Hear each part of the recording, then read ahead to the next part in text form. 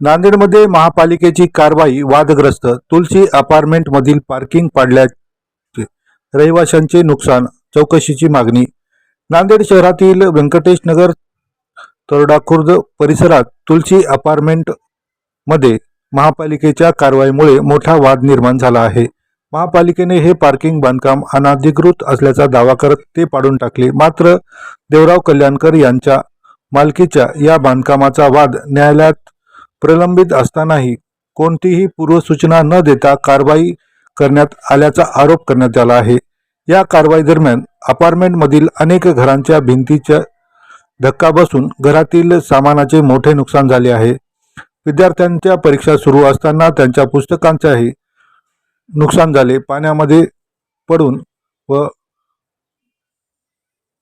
मोठी हानी पोहोचली आहे. तसेच घरगुती अन्नधान्य साहित्याचे नुकसान झाल्याचे रहिवाशांनी सांगितले.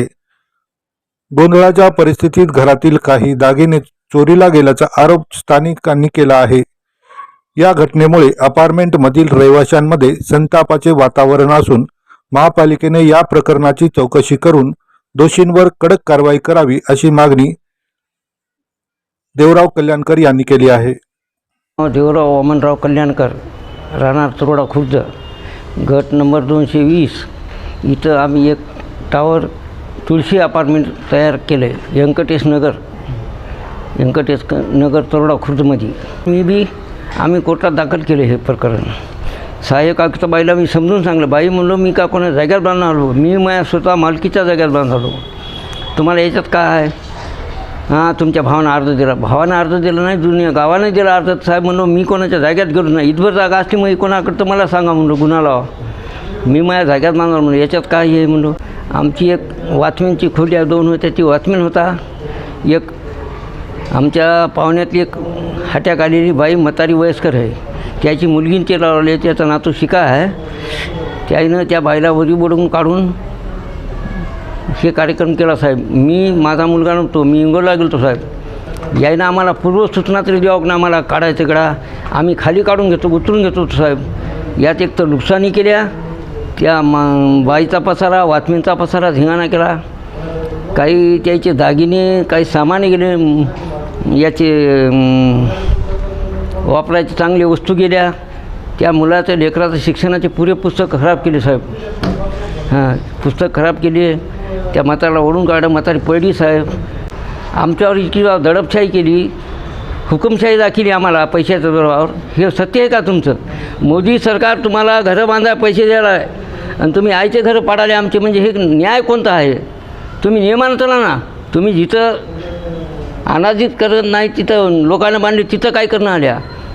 आणि एकाच एक भीती भिडून बांधल्या, तिथं काय करणं आल्या? आणि मग जागा मोकळी असून मला 4 खोल्या बांधल्या, तर मला या आज या टेम आणला, या त्या दिवसात टेम आणला मला इथं. पण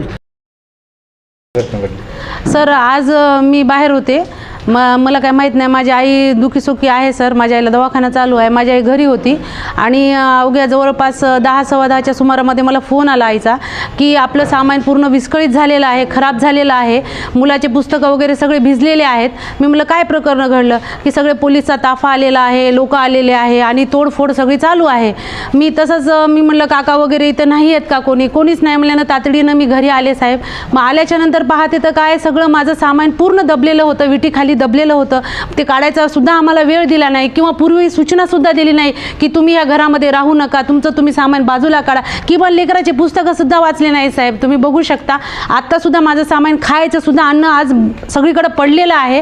तर मला या मागे एकच सांगायचं आहे की कमीत कमी तुम्ही आम्हाला पूर्वी सूचना द्यायला पाहिजे होती की प्रकरण काय आहे नेमकं, ह्याच्यातलं आम्हाला काहीही माहिती नाही. आणि अक्षरशः आम्ही घरी नसताना हे सगळा प्रकार घडलेला आहे साहेब. तर म्हणजे काय सर, मी फी सुद्धा माझ्या मुलाची भरायला आणलेली होती, तर 10,500 रुपये माझ्या घरामध्ये होते, ते गेले. आणि मी लग्नाला जाण्यासाठी चेन आणली होती पायातली, ती 16 ते 17 तोळ्याची चेन होती, ती सुद्धा चेन मला भेटत नाही साहेब. साहेब आमचं भरपाई करून द्यावं, गरीबाचं भरपाई करून द्यायला पाहिजे. आम्ही काय केलं याच्यामध्ये?